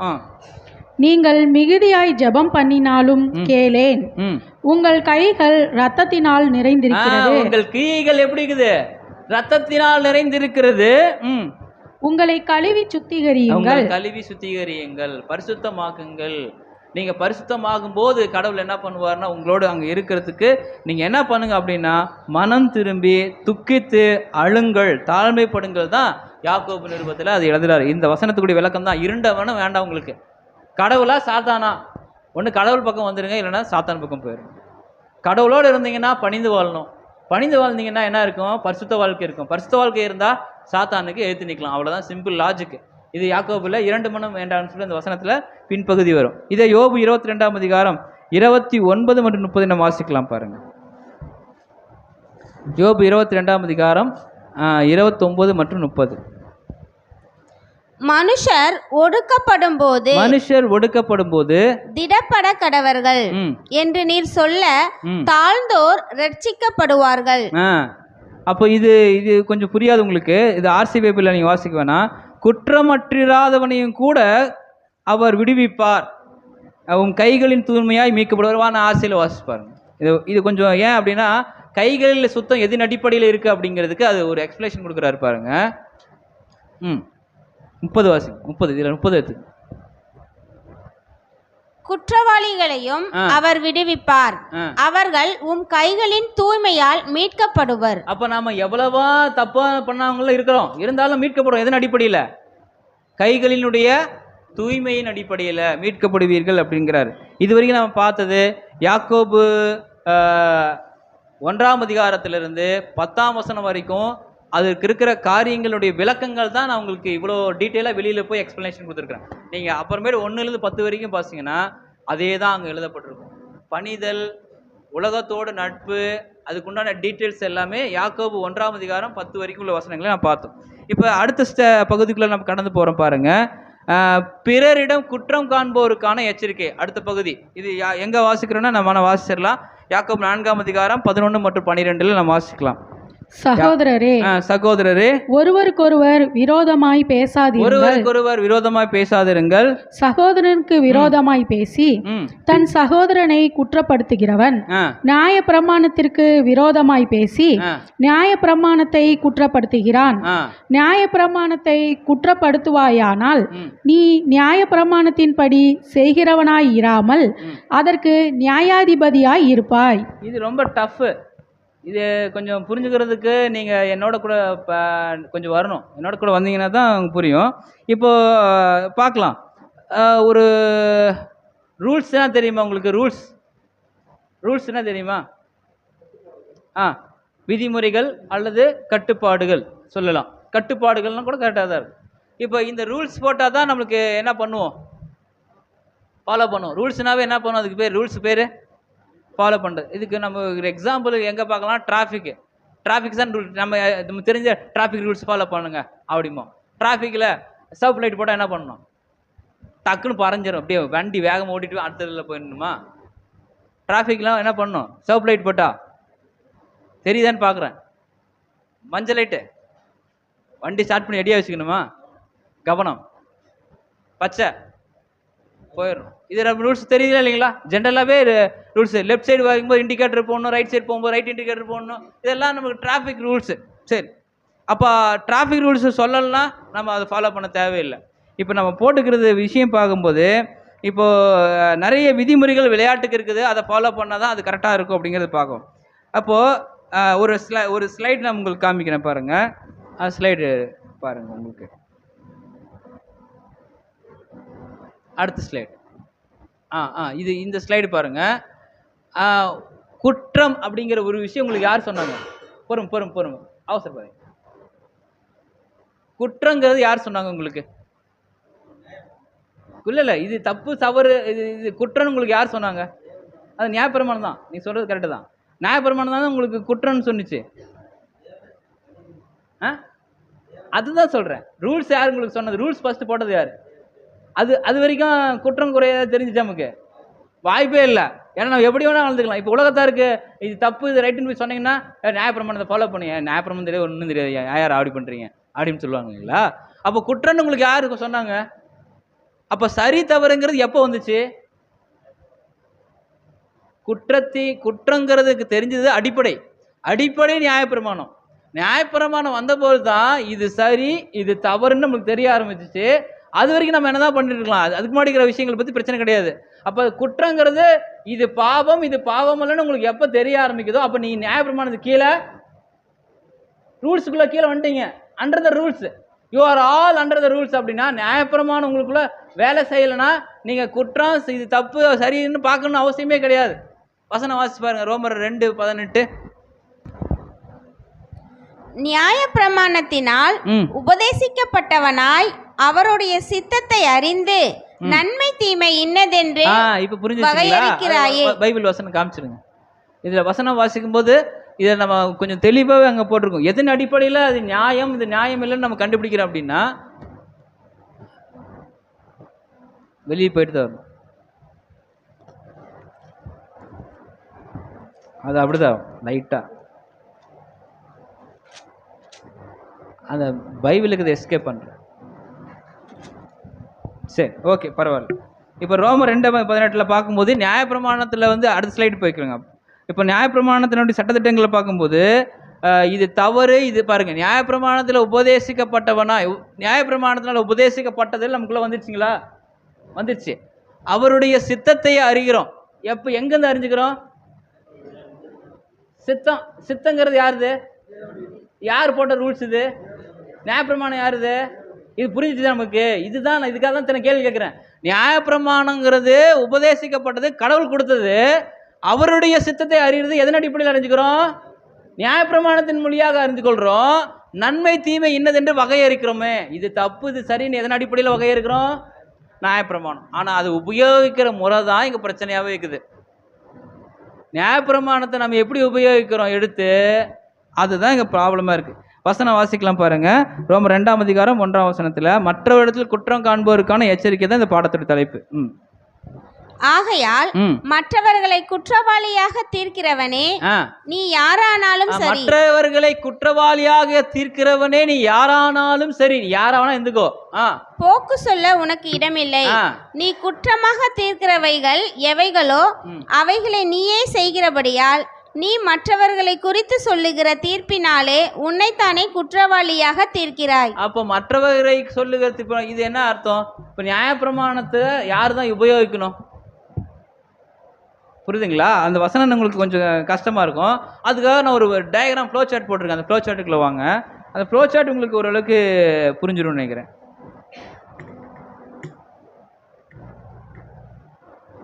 இது பாருங்கள், இந்த ஃப்ளோ சார்ட்டில் இந்த மேலே பாருங்கள், நியாயப்பிரமாணத்துக்கு மேலே யார் இருக்காங்க? கடவுள் இருக்கார், தேவன் இருக்கார். இங்கே உண்டாக்கினவர், நியாயப்பிரமாணத்தை உண்டாக்கினவர். நான் ஒரு எக்ஸாம்பிள், ஒரு டிராஃபிக் போலீஸ்க்கு கையை போல் நான் ஒரு வழிகாட்டி. நியாயப்பிரமாணம் என்ன தான் பண்ணும்? வழிகாட்டி. இந்த வழி சரியான வழி, இந்த வழி தவறான வழி. இது நியாயப்பிரமாணம். இப்போ நியாயப்பிரமாணத்துடைய உண்மையான ரூல்ஸ் என்னன்னா அது எதுக்கு? கீழ்ப்படிவதற்கு. இப்போ லெஃப்ட் சைடில் வாங்க, இது என்னதுக்கு? கீழ்ப்படிவதற்காக தான் இந்த நியாயப்பிரமாணம் கொடுத்துக்கிறாங்க. ரைட் சைடில்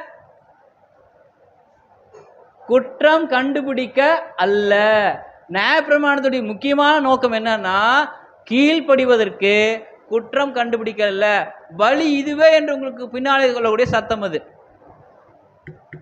புரியுதுங்களா? ஆனால் இன்னைக்கு நியாயப்பிரமாணம் என்னவா மாறிடுச்சு அப்படின்னா, குற்றம் கண்டால் நியாயப்பிரமாணத்துக்கு மேலே யார் இருக்கிறாங்க? இப்போ நீங்கள் நியாயப்பிரமாணத்தை நீங்கள் குற்றம் கண்டுபிடிச்சிங்கன்னா நியாயப்பிரமாணத்துக்கு மேலே போய் என்ன ஆயிடுறீங்க? It's equal to God. நாம் ஏற்கனவே சொன்னோம், நியாயப்பிரமாணம் வந்து யாருக்கு கொடுக்கப்பட்டிருக்குதுன்னா பரிசுத்தவான்களுக்கு எல்லாருக்குமே கொடுக்கப்பட்டது. அப்போ under the law upper the law? நம்ம நியாயப்பிரமாணத்துக்கு கீழானவர்களாக இருக்கிறோமா மேலானவர்களாக இருக்கிறோமா? கீழானவர்களாக இருக்கும்போது மேலே போச்சுன்னா நீங்கள் ஒருத்தர் குற்றம் கண்டுபிடிச்சிங்கன்னாவே அது தீர்ப்பு வழங்கிட்டீங்க, ஜட்ஜில் போய் உட்காந்துக்கிட்டீங்கன்னு அர்த்தம். அதான் வசனம் பாருங்க, அங்கே தீர்ப்பளிக்கிற விஷயம் சட்டத்தை கடைப்பிடிப்பவராக அல்ல நடுவராக மாறிவிடுகிறீர்கள். நம்ம நியாயப்பிரமாணத்தை வச்சுட்டு என்ன தான் பண்ணணும்? வழியை காட்டணுமே தவிர நீ சரியில்லைன்னு சொல்லி அவன் குற்றவாளின்னு என்ன பண்ணிடக்கூடாது. இப்போ நியாயப்பிரமாணம் சொல்லுது அப்படின்னு நீங்கள் குற்றவாளி தீர்த்துட்டீங்க, நீங்கள் யார்?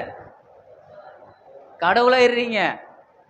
அப்போ நீங்கள் உங்களை அறியாமல் நீங்கள் என்னவா மாறிடுறீங்க? நீங்கள் நிறைய சர்ச்சில் வந்து நியாயம் தீர்க்குதலில் வந்து இதை ஃபாலோ பண்ணுறதே இல்லை. காரணம் என்னென்னா அவங்க எல்லாமே ஜட்ஜ் ஆகிடுறாங்க. ஜட்ஜ் ஆகிட்டா என்ன ஆயிடுவாங்க? It's equal to God. நான் சொல்லது வசனங்கள் அப்படியாகத்தான் அங்கே பிரதிபலிக்கிறது என்பதை நம்ம அங்கே பார்க்கலாம். இதே நீங்கள் யாக்கோபு 12ஆம் அதிகாரம் வாசித்து முடிச்சிருங்க, அந்த 4:12. நியாயப்பிரமாணத்தை கட்டளையிடுகிறவர் ஒருவரே. நியாயப்பிரமாணத்தை கட்டளையிடுகிறவர் ஒருவரே, அவரே ரட்சிக்கவும் அழிக்கவும் வல்லவர். அவரே நியாயப்பிரமாணத்தை கட்டளையிடுகிறவர் ஒருவரே, அவரே ரட்சிக்கவும் அழிக்கவும் வல்லவர். மற்றவனை குற்றப்படுத்துகிறதுக்கு நீ யார்? அப்ப அழிக்கவும், அப்ப நியாயப்பிரமாணத்துல உருவாக்குனது யாரு? கடவுள். அவர் என்ன பண்றாரு? அவர் தான் அதை யாரை வச்சுக்கணும் யாரை அழிக்கணுங்கிறது தீர்மானிக்கிறது அவரு. நாம தீர்மானிக்கலாமா? தீர்மானிக்க கூடாதுங்கிறது தான் அந்த வசனத்துடைய விளக்கமாக காண்பிக்கிறோம். ஒருவேளை நம்ம தீர்மானிச்சோம்னா நியாயப்பிரமாணத்தில் ஒரு எக்ஸாம்பிளுக்கு மீண்டுமாக நம்ம அடிபட்டு மறுபடியும் ஃபஸ்ட்டுக்கு போயிடும். ஃபஸ்ட்டுக்கு போயிட்டு மறுபடியும் இயேசு ரத்தத்தினால கழுவப்பட்டு மறுபடியும் ஃபஸ்ட்லேருந்து வரணும். கிருபை அதிகமான கிருபை அளிக்கும் போது போய் தொலைகிறான் அப்படின்னு சொல்லி மறுபடியும் ஃபஸ்ட்டில் போடுவார். ஃபஸ்ட்லேருந்து ஒட்டியாரணும். எங்கன்னு பாருங்க, மறுபடியும் கீழ்ப்படிஞ்சு இரக்கம் பெற்று, அப்போ நம்ம கிறிஸ்துவனுடைய இரக்கத்தினால இது வரைக்கும் நான் ஆயிட்டுருக்குறோம், பிழைத்து கொண்டு இருக்கிறோம் என்பது நம்ம பார்க்குறோம். அதனால் நம்ம குற்றம் கண்டுபிடிக்கலாமானா? குற்றம் கண்டுபிடிக்கிறதுக்காக நியாயப்பிரமாணம் கொடுக்கப்படல. இது தப்பு இது சரின்னு சொல்கிறதுக்கு எதுக்கு அடையாளம்? யார் கொடுத்தது? இது தீர்மானிக்கிறது யாரோட கையில் இருக்குது? பொறுப்பு இருக்குது. அப்போ மற்றவர்களை குற்றவாளியாக தீர்க்கிறவன் நியாயப்பிரமாணத்துக்கு ஜட்ஜாக அவர் மாறிடுறாருன்னு அர்த்தம். நியாயப்பிரமாணத்தை இப்போ நீங்கள் யார் அப்படின்னா, நீங்கள் நியாயப்பிரமாணத்துக்கு கீழே வேலை செய்கிற ஒரு பணியாள். நான் யார்? நான் உங்களை குற்றம் கண்டுபிடிச்சிட்டேன். நான் யார்? உங்களுக்கு மேலே போயிட்டேன். அப்போ நானும் உங்களோட தான் உட்காந்துக்கிறேங்கிறது என்ன இருக்குது நமக்கு? எனக்கு மேலே என்ன இருக்குது? நியாயப்பிரமாணம் இருக்குது. அப்போ நியாயப்பிரமாணம் வந்து நன்மை தீமைன்னு சொன்னோம்னா அதே லிஸ்ட்டு தான் நானும் இருக்குது. அதனால் நானும் உங்களோட ஓடிடுக்கின்ற மற்றவங்களை என்ன பண்ண வேண்டாம், குற்றவாளிகளாக அங்கே தீர்க்க வேண்டாம். அடுத்த பகுதிக்குள்ளே கடந்து போயிடலாம். நம்ம கடைசி பகுதியாக யாக்கோபு 4ஆம் அதிகாரம் 13 to 17 வரை உள்ள வசனங்களுக்குள்ள நாம் கடந்து போகலாம். 1 யோவான் 2ஆம் அதிகாரம் 17ஆம் வசனத்துக்குள்ள நாம் வாசிக்கலாம்.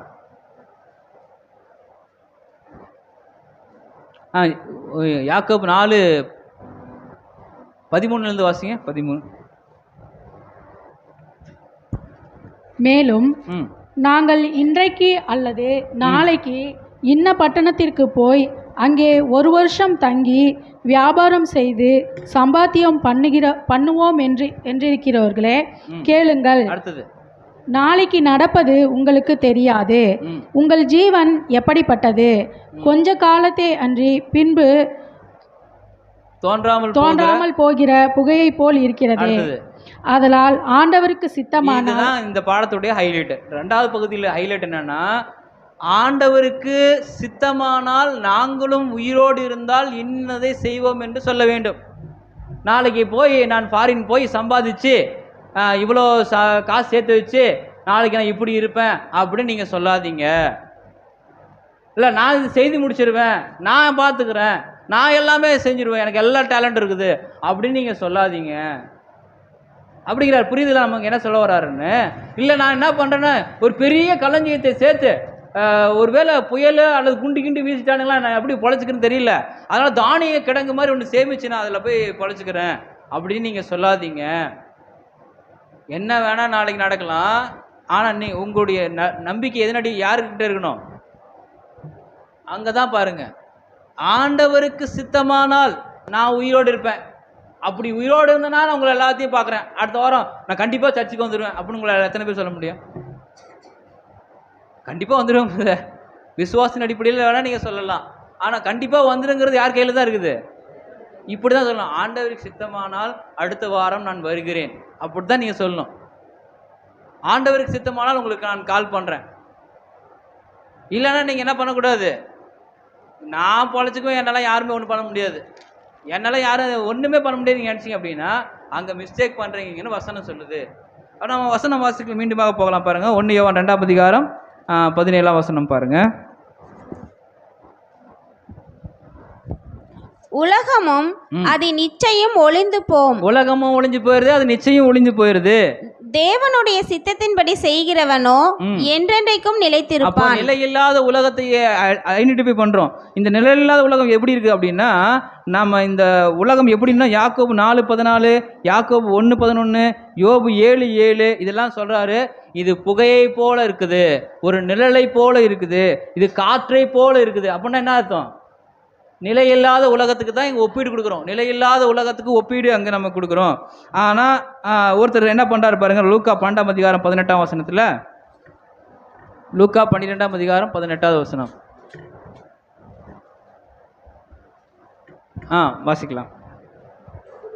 நான் ஒன்று செய்வேன், என் களஞ்சியங்களை இடித்து பெரிதாக கட்டி எனக்கு விளைந்த தானியத்தையும் என் பொருளையும் அங்கே சேர்த்து வைத்து பின்பு ஆத்துமாவே உனக்காக போதும். இது ஏற்கனவே உங்களுக்கு தெரிஞ்சதுனால நான் ஸ்கிப் ஆகிறேன். அப்போ நாளைக்கு நான் என்ன நடக்குதுன்னே தெரியாது. புகையை போல இருக்குது, காற்றை போல இருக்குது, இவ்வளோ விஷயங்கள் இருக்கும்போது நம்ம என்ன பண்ணுற, களஞ்சியத்தை சேர்த்து தானியங்களை சேர்த்து பிழைக்கலாம்னு நீங்கள் நினைக்காதீங்க. எதிர்காலத்தை குறித்து நீங்கள் என்ன பண்ணாதீங்க, சொல்லாதீங்க, நிச்சயம் பண்ணாதீங்க. அதான் அவருடைய அர்த்தம். நீங்கள் எதுவுமே நிச்சயம் பண்ணாதீங்க. யாக்கோபு 4:17 வாசிங்க. யாக்கோபு 4:17. ஆதலால் ஒருவன் நன்மை செய்ய அறிந்தவனாய் இருந்தும் அதை செய்யாமல் போனால் 16 இப்பொழுது உங்கள் வீடு நாளைக்கு நடப்பது உங்களுக்கு தெரியாது அப்படிங்கிற வசனம் இருக்குதா? 14 நாளைக்கு நடப்பது உங்களுக்கு தெரியாது. நாளைக்கு நடப்பது உங்களுக்கு தெரியாது. நிலையில்லாத இந்த உலகத்துல நாளைக்கு நடக்கிறது எதுவும் தெரியாதனால முடிஞ்ச அளவுக்கு நீங்க சொல்லக்கூடிய வார்த்தைகளுடைய ஆழங்கள் ஆண்டவருக்கு சித்தமானால் என்று நீங்க சொல்ல அங்கே கவனிக்கணும்னு நம்ம அங்கே பார்க்குறோம். இதே விஷயத்தை தான் சொல்கிறாரு. நான் வசனம் வாசிக்க டைம் இல்லாதனால சப்ஜெக்ட் நான் சீக்கிரம் முடிக்கிறதுனால நான் என்ன சொல்கிறேன்னா, ஏசு கிறிஸ்து ஒரு வார்த்தையை மென்ஷன் பண்ணுவார். சரிங்களா? அவர் ரொம்ப அடி வாங்கிட்டு இருக்கும்போது ஒரு வார்த்தை சொல்லுவார். என்ன சொல்லுவார்? லூக்கா 22:42 அவர் வார்த்தை யூஸ் பண்ணுவார். என்ன வார்த்தைன்னா, உமக்கு சித்தமானால் இந்த பாத்திரம் என்னை விட்டு நீங்க பாருங்க. அவர் எப்படி யூஸ் பண்ணுறாருங்கிற வேர்டு பாருங்க. பிதாவே, உமக்கு சித்தமானால் இந்த பாத்திரம் என்னை விட்டு நீங்க. இப்ப இயேசு கிறிஸ்து நம்மளுக்கு முன் எக்ஸாம்பிள். அவரே என்ன சொல்றாரு? உமக்கு சித்தமானால். இப்ப நாமளும் என்னதான் சொல்லணும்? நாளைக்கு நிச்சயம் பண்ணாதீங்க, இது நடக்கும் அது நடக்கும்னு சொல்லி நிச்சயம் பண்ணாதீங்க. உமக்கு சித்தமானால் அப்படிங்கிற வேர்டை நம்ம இனிமேல் என்ன பண்ணலாம் கையாளும் போது, பிரயோகிக்கும் போது. இதுக்கு உதாரணங்கள் யாக்கோபு 4:15 ஆர்சி பைபிளில் வாசிச்சு பாருங்க. யாக்கோபு 4:15 ஆகவே அவ்வாறு செய்யாமல், அவ்வாறு சொல்லாமல், ஆண்டவருக்கு திருவுளமானால். எப்படி சொல்லணும் நீங்க? அவ்வாறு சொல்லாமல் ஆண்டவருக்கு திருவுளமானால் நாங்கள் உயிரோடு இருப்போம், இன்ன செய்வோம் என்று சொல்வதே முறை. அப்ப நம்ம சொல்வது முறை. எப்படி சொல்வது முறை? நாங்க உயிரோடு இருக்கிறோம்னா யாருடைய சித்தம் வேணும்? பிதாவாகிய கடவுளுடைய சித்தம் இருந்தால் மாத்திரம்தான் நம்ம செய்ய முடியும். அப்போ நம்ம சொல்கிற விஷயங்கள் எப்படி தான் சொல்லணும்? நம்ம சொல்லும் போது, ஆண்டவரே உங்களுக்கு சித்தமானால் இது வாய்க்கட்டும். ஒருவேளை நீங்கள் எதிர்பார்க்குற ஒரு ஜபம் வைக்கிறீங்க அப்படின்னா அந்த ஜபத்துக்கு கூட என்ன பண்ணுங்க, ஆண்டவரே உங்களுக்கு சித்தமானால் இதை வாய்க்க செய்யுங்க. நாங்கள் கேட்குறது எங்கள் வேலை, ஆனால் வாய்க்க செய்கிறது உங்களுடைய வேலை அப்படின்னு சொல்லணும். இதே நீதிமொழிகள் 19:21 ஆர்சியிலே வாசிங்க. நீதிமொழிகள்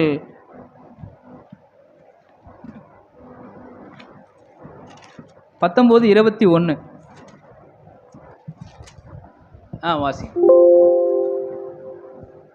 மனிதர் மனத்தில் எழும் எண்ணங்கள் ஏராளம். எல்லா எண்ணங்கள் ஏராளம் இருக்கு. ஆனால் ஆண்டவரது திட்டமே நிலைத்து நிற்குங்கிறாரு. புரியுதுங்களா? ஆண்டவர் நம்ம ஏகப்பட்டது நினைக்கலாம், ஆனா நம்ம என்ன செய்யணும்? ஆண்டவருக்கு உங்களுக்கு சித்தமானால் அது நடக்கட்டும் அப்படிங்கிறது சொல்லணும். இன்னும் கூட பார்க்கும்போது 16-17 நிருபங்களில், அநேக அப்போஸ்தலர் நிருபங்களில் உங்களை ஆண்டவருக்கு சித்தமானால் அவங்கள பார்க்குறேன் பார். நீங்கள் வேணால் பைபிள் எடுத்து வச்சு பாருங்க. உங்கள் சித்தமானால் உங்களை பார்க்குறேன் அப்படிம்பார். அப்போ நம்ம என்ன யோசிக்கலாம்னா, அவர் சித்தத்தை அவர் முடிவு பண்ணிட்டோம், நாம் என்ன பண்ண வேணாம், முடிவு பண்ண அங்கே வேணாம். இதுக்கு இன்னொரு எக்ஸாம்பிள்ஸ் கொஞ்சம் டஃப்பான டாஸ்க் இருக்கும். இந்த மனநிலைக்குள்ளார நம்ம வருவது கஷ்டம், அது எக்ஸ்போஸ் பண்ணுறதும் கஷ்டம். ஆனால் அப்படி நம்ம நடக்கிறோமானா அப்படின்னா ஒரு வசனம் பாருங்கள், அது எக்ஸ்பிளைன் பண்ணுது. ரொம்ப இதை படிக்கும்போது நம்ம ஆச்சரியப்படும், இப்படிலாம் பேசுவாங்களா, நம்ம அப்படி பேச முடியுமா, இது நடக்குமா என்ன. ஏற்கனவே சொல்கிறோம், தானியேலில் இந்த நான் என்னை காப்பாற்றினாலும் அவர் தான் கடவுள், காப்பாற்றினாலும் அவர் தான் கடவுளுங்கிற மாதிரி ஒரு வேர்டு 2 சாமுவேல் 15:25 பாருங்க, அவர் எப்படி பேசுறாருங்கிறது பாருங்க, உங்களுக்கு நீங்க அப்படியே ஃபாலோ பண்ண ஆரம்பிச்சிருவீங்க. 2 சாமுவேல் 15:25 15:26 2 வாசிங்க. ராஜா சாதோக்கை நோக்கி தேவனுடைய பெட்டியை நகரத்திற்கு திரும்ப கொண்டு போ அப்படின்னு சொல்றாரு. சாதோக்கை நோக்கி என்ன சொல்ற, ராஜா என்ன பண்றாரு, சாதோக்கை பார்த்து சொல்றாரு, தேவனுடைய பெட்டியை நீங்க நகரத்துக்கு திரும்பி கொண்டு போங்கிறாரு. அப்புறம் என்ன சொல்றாரு பாருங்க, இப்ப வாசிங்க. கர்த்தருடைய கண்களில் எனக்கு கிருபை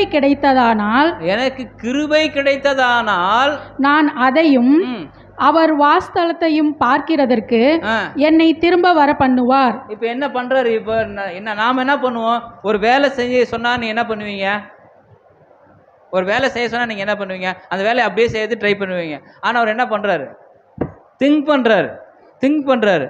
அப்படி கடவுள் என்னை ஏத்துக்கிட்டாருன்னா நான் இந்த வேலையை செய்யறேன், அப்படி இல்லைன்னா அப்படிங்கிறத 2வது வசனம் வாசிக்கிறாரு பாருங்க. அவர் உன்மேல் எனக்கு பிரியமில்லை என்பாராகில்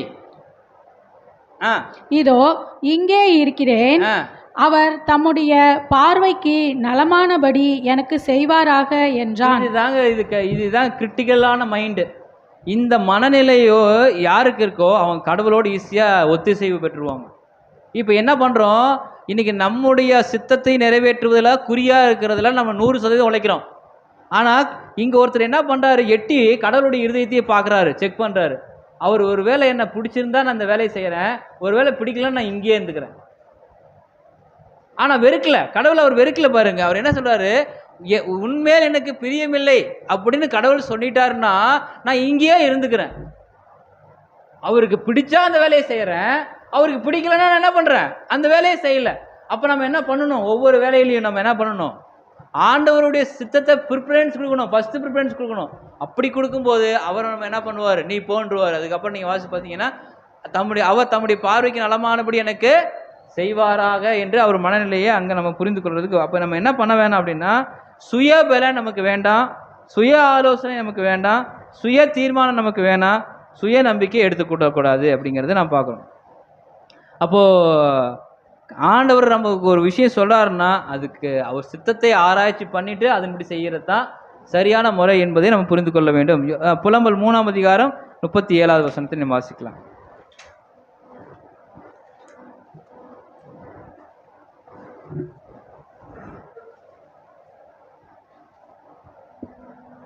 அவர் மனப்பூர்வமாய் மனுபுத்திரரை சிறுமையாக்கி சஞ்சலப்படுத்துகிறது இல்லை.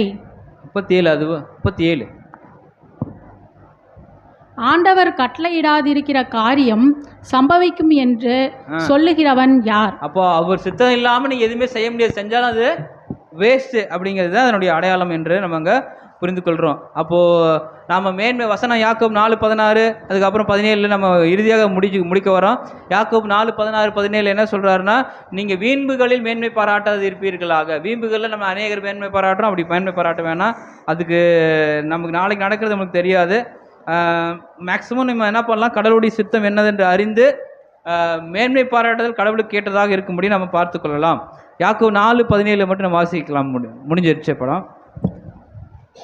ஆதலால் ஒருவன் நன்மை செய்ய அறிந்தவனாய் இருந்தும் அதை செய்யாமற் போனால் அது அவனுக்கு பாவமாய் இருக்கும். அவ்வளவுதாங்க. இப்போ நன்மை செய்ய அறிந்தவனாய் இருந்தும், இப்போ வசனம் நீங்க அந்த ஒரு பிக்சர் ஒன்று கொடுத்தா அது போங்க.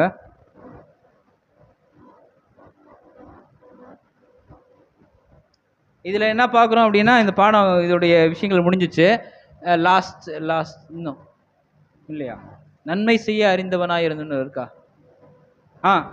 சரி, இந்த பிக்சர் இது இல்லை நன்மை செய்ய அறிந்தவனாக இருந்தும், இந்த நன்மை செய்ய அறிந்தவன் யார் அப்படின்னா, அவர் யாரை தெரிஞ்சுக்கணும், தேவனை தெரிஞ்சுக்கணும். நன்மை செய்ய அறிந்தவன் யாரை தெரிஞ்சிருந்தா நன்மை செய்ய முடியும், தேவனை தெரிந்தவன் தான். அவருடைய சித்தம் தெரியும். அவர் சித்தங்கிறது எது, நியாயப்பிரமாணம். நியாயப்பிரமாணத்தை ஃபாலோ பண்ணவே முடியலங்கிற இவர் கொண்டு வந்து நியாயப்பிரமாணத்தை நிறுத்துறாரு அப்படின்னு நீங்கள் உங்களுக்கு ஒரு செக் வரும். நியாயப்பிரமாணங்கிறது என்னன்னா நன்மை தீமை அறிஞ்சிக்கிறதுக்கு தான். புரியுதுங்களா? அது அப்படியே நம்மளால் 100% ஃபாலோ பண்ண முடியுமானா அங்கே எது வந்துடுது? கிருபை வந்துடுது. அதனால நம்ம பிழைச்சி நியாயப்பிரமாணத்துக்கு உளுந்து கிருபிகளை போய் மறுபடியும் பிழைச்சி மறுபடியும் நியாயப்பிரமாணத்தை போய் கிருபி, இதெல்லாம் உங்களுக்கு புரியாது. இதெல்லாம் கொஞ்சம் ரொட்டேஷன் பண்ணிடல.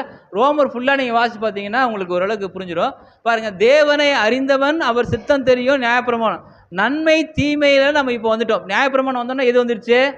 நன்மை எதுன்னு தெரிஞ்சிருச்சு, தீமை எது. இப்போ எதை சூஸ் பண்ணணும்? நன்மையை சூஸ் பண்ணணும். நன்மையை தேர்வு பண்ணவங்க யார் செய்வாங்க? தேவ சித்தத்தில் பழகிற ஆரம்பிச்சிருவாங்க. நன்மை செய்யறவன் யார் அப்படின்னா தேவனோடு ஒத்திசைவோடு இருக்கிறவன். ஒருவன் நன்மை செய்ய அறிந்தவனாக இருந்தும் அதை செய்யாமற் போனால் அது அவனுக்கு பாவம். அப்போ நன்மை செய்ய அறிந்தவன் எதன் அடிப்படையில் அறிஞ்சுக்கிறான்? நியாயப்பிரமாணத்து வழியில் இதெல்லாம் செஞ்சா நல்லது அப்படின்னு அறிஞ்சுக்கிறான். தீமையை தேர்வு செஞ்சா எதோட அறிஞ்சுக்கிறான்? எதை அறிஞ்சுக்கிறான்? உலகம், உலகத்தோடு நட்பு. உலகத்தோடு நட்பு என்ன கொடுக்கும்?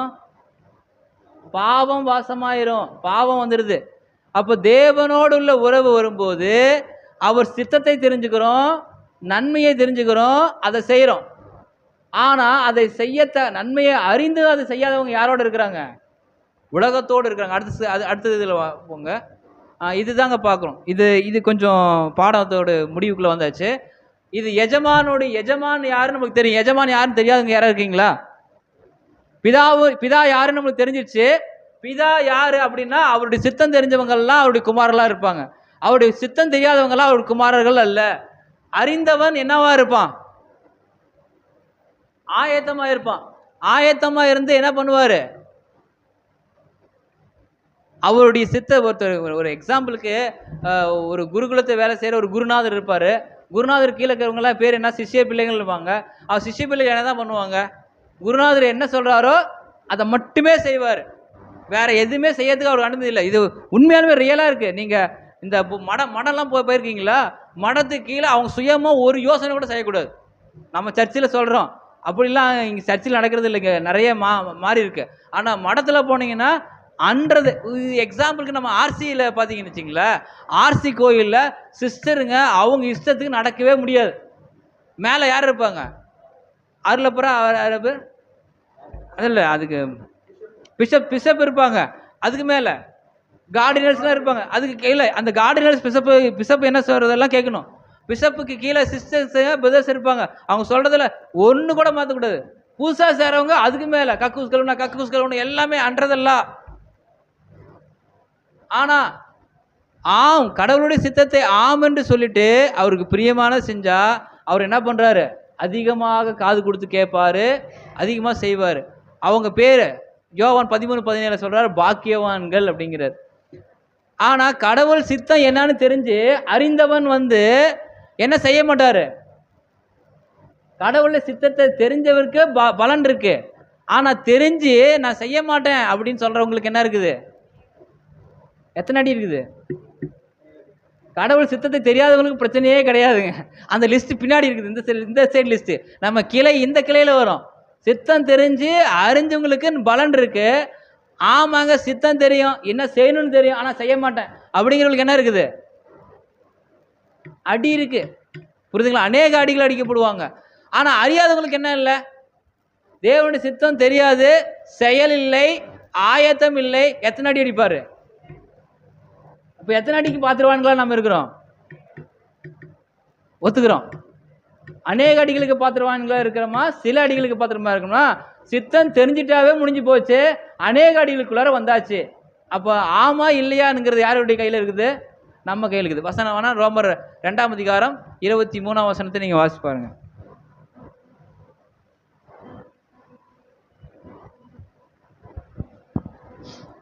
நியாயப்பிரமாணத்தை குறித்து நீங்க வசனத்துல நியாயப்பிரமாணம் வேணாம்னுங்கிறீங்க. எங்க பார்த்தா நியாயப்பிரமாணமே வருது.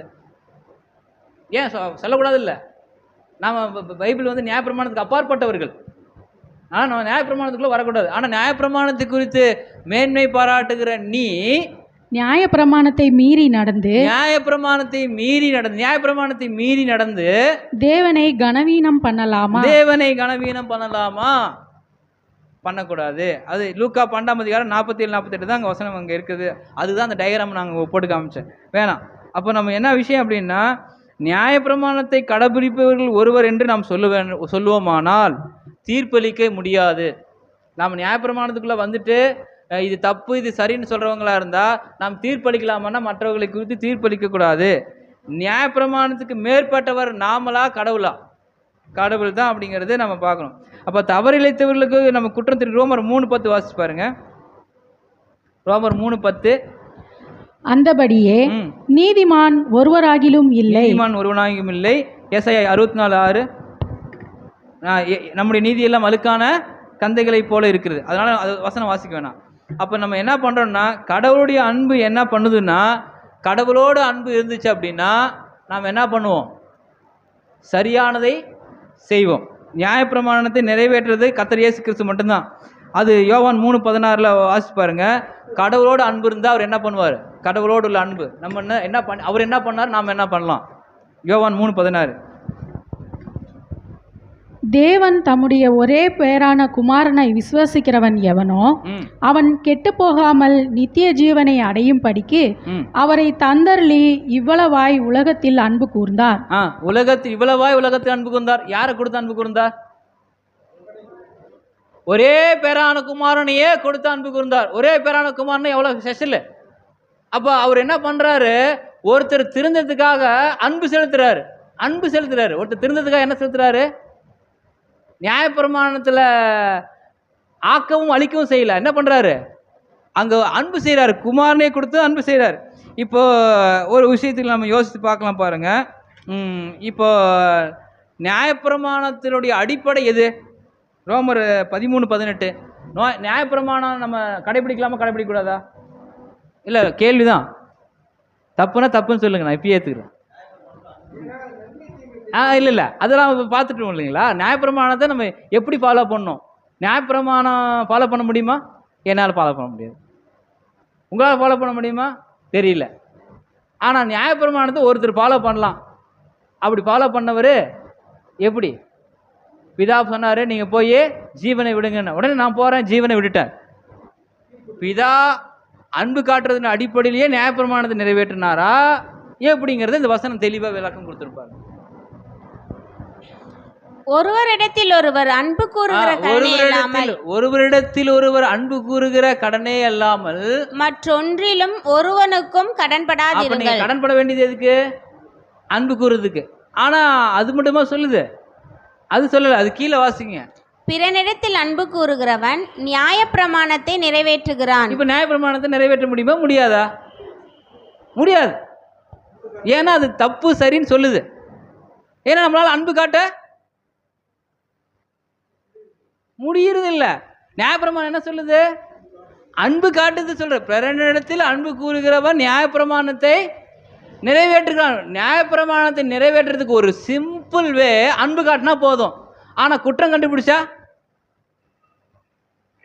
நான் சொல்ற லாஜிக் இங்கே பாருங்க. பாடத்துடைய ஃபுல் பேஜில் இருக்கிற லாஜிக் என்னன்னா, நியாயப்பிரமாணத்தை வச்சு குற்றம் கண்டுபிடிக்கிறதுக்கா, குறைகள் கண்டுபிடிக்கிறதுக்கா, அல்லது அன்பு செலுத்துறதுக்கா? நியாயப்பிரமாணத்துடைய நோக்கமே அன்பு செலுத்துறது தான். அதான் சொல்றார், பிறனிடத்தில் அன்பு கூறுவன் நியாயப்பிரமாணத்தை. அப்போ அன்பு செலுத்துகிறவன் ஒருவனால எப்படி குற்றம் கண்டுபிடிக்க முடியுங்கிறது தான் கேள்வி. நான் உங்க இடத்துல அன்பு வச்சா உங்க இடத்துல எப்படி குற்றம் கண்டுபிடிப்பேன்? கண்டுபிடிக்கவே முடியாதுங்க. பூரண அன்பு பயத்தை புறம்பே தள்ளும். எப்படி ஒரு அன்பு ஒருத்தரத்தில் குற்றம் கண்டுபிடிக்கும்? அப்படி பார்த்தா கர்த்தராகிய இயேசு கிறிஸ்து நம்மேல் அன்பு வைத்தது நிமித்தம் நம் குற்றத்தை பார்க்காமல் அவர் ரத்தத்தை கொடுத்து கழுவி சுத்திகரிக்கிறார். அவர் நியாயப்பிரமாணத்தை வச்சு தீர்த்தம் தான் எங்கே இருந்திருப்போம்? புல்லு பூண்டுலாம் நம்ம மேலே முடிச்சிருக்கலாம் இல்லைங்களா? நியாயப்பிரமாணத்துக்கு இது சவறு, அவர் நீதி அப்படிங்கிற ஒரு போர்வு வந்துருச்சுன்னு நம்ம நீதி வேலை செஞ்சா நம்ம என்ன ஆயிருப்போம்? இன்னைக்கு நாம நீதி நியாயப்பிரமாணம் எதை நிறைவேற்றும்? நீதியை நிறைவேற்றும். நீதி நிறைவேற்ற நல்லது தான். அதுக்காக என்ன பண்ணார் இயேசு கிறிஸ்து? நிறைவேற்றி கிருபையும் சேர்த்து கொடுத்தார். இவன் பிழைக்கட்டும்னு. அப்போ அன்புங்கிறது தான் உண்மையாலுமே எதை நிறைவேற்றுது? நியாயப்பிரமாணத்தை நிறைவேற்றுது. அதை புரிஞ்சுக்கிட்டோம்னா மற்றவர்களை குற்றவாளியாக தீர்க்கிறவன் யாரானாலும் சரி, உனக்கு போக்கு சொல்ல இடமில்லை. தீர்க்காதீங்க, நியாயப்பிரமாணத்துக்கு மேலே போகாதீங்க, நியாயப்பிரமாணத்துக்கு கீழே வந்து சரின்னு கண்டுபிடிச்சி வழி இதுவேன்னு போயிட்டு தேவனுடைய சித்தத்தை அறிந்து அங்கே போங்க. ஆனால் நீங்களும் அதே லைனில் தான் இருக்கிறீங்க, அவங்களும் அதே லைனில் இருக்கிறீங்க. நீங்கள் இங்கிருந்து அந்த லைனை பார்த்து சரி தப்புன்னு சொல்ல வேணாம் அப்படிங்கிறது தான் யாக்கோபு 4ஆம் அதிகாரத்துடைய சுருக்கம். பொறுமையோடு கேட்ட அனைவரும் உங்களை ஆஸ்வதிப்பாராக. ஆமென்.